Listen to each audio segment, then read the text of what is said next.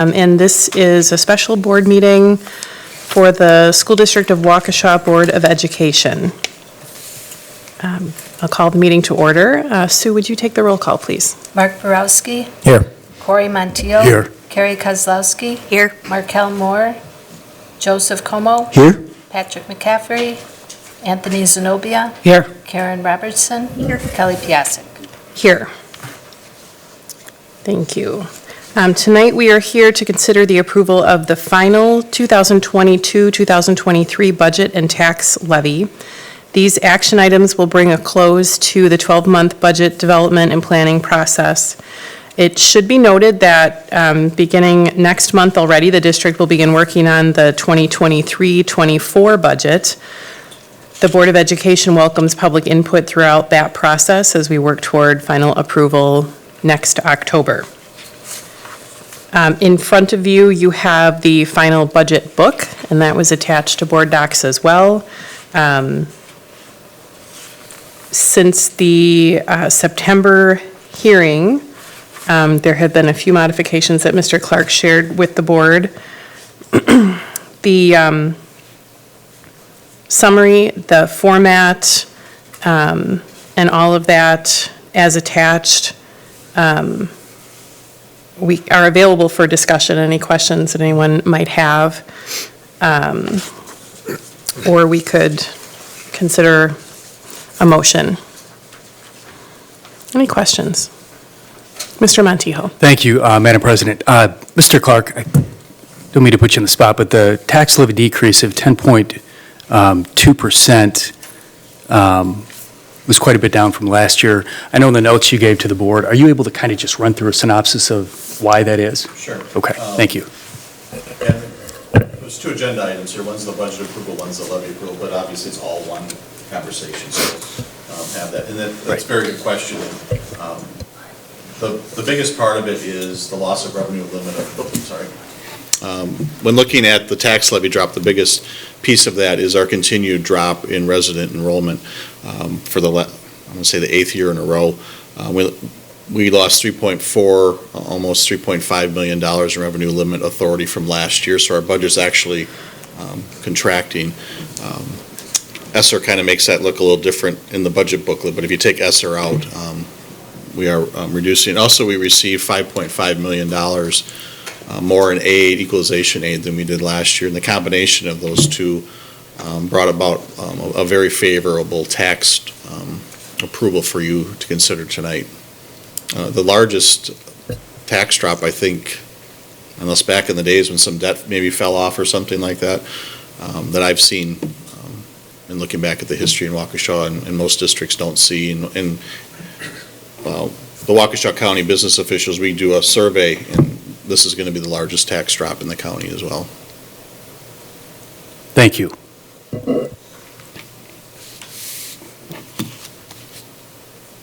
Anyone else?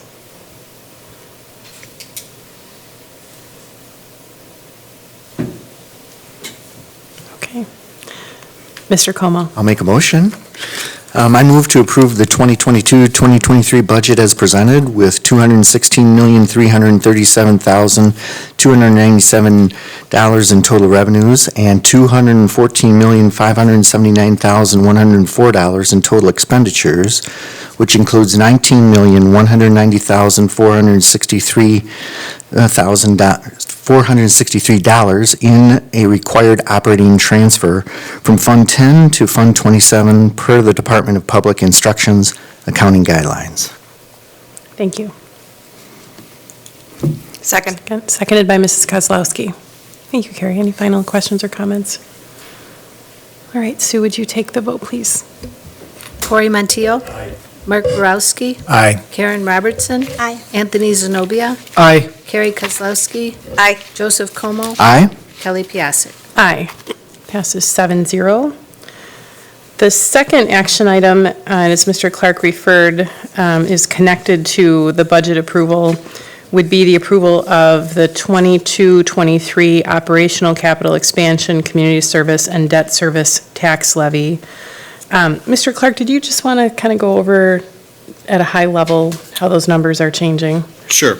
The I think Mr. Montiel mentioned this percentage. The tax levy, total tax levy, is calculated to be reducing by 10.2%, and the tax rate is going to drop from $7.50 last year to $5.97. I don't think Waukesha has ever been below 6 or anywhere near 6 in the last 25 years. There is a history information in the booklet towards the back. You can see our levy history, our rate history, and the property valuation 25-year history.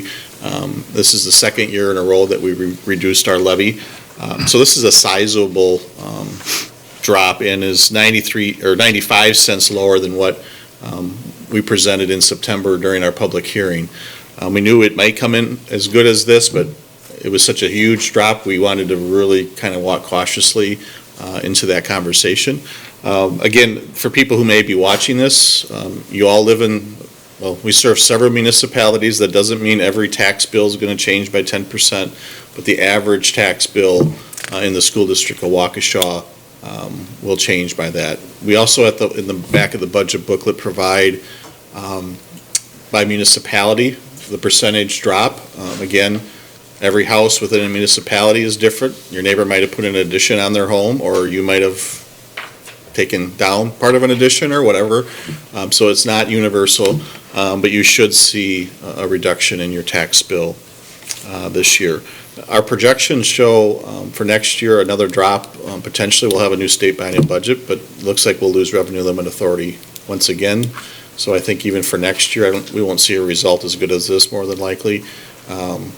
But it should be very solid, assuming the state budget holds somewhat steady with what funding is right now. So, and I can answer any questions on the tax rate, the revenue limit calculations in the booklet as well, along with the aid calculation, if you want to look at those numbers as well. But I'll be honest, the aid one in particular is a maze of numbers. So. I mean, obviously, there's a lot of details behind the high-level planning, and I appreciate the work that's gone into this with Mr. Clark and his team, as well as other board members and the Finance Committee and discussion around that. If I just look at it at a high level, this is a combination of property values increasing, enrollment declining as a result of birth rate and other factors, and that combination puts us in a position where we are asking for less from the resident constituents, and we are also assessing that against a higher Base. property equalization. So I think that combination puts us in a really unique position. It does not avoid some of the structural deficit challenges that we've had, in the sense that there's no new money here. It's just that those available tax dollars continue to go down with our enrollment ratios. So I do plan on putting on the F&F agenda in November kind of a review of the revenue limit calculation sheet, because there's a lot of information on there, whether it's the participation levels of school choice or resident enrollment, the per pupil multiplier. There's a lot of property valuations going up 12.47% or whatever it was for this year. Just to spend a little time walking through all those pieces and how it plays into next year's projections. thank you.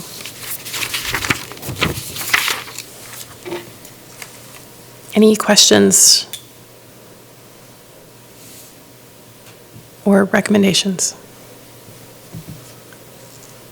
Mr. Montijo? I'll move to approve the 2022-2023 tax levy for the district in the amount of $79,118,550, including $3,508,407 for the capital expansion fund and $11,520,075 for the debt service fund.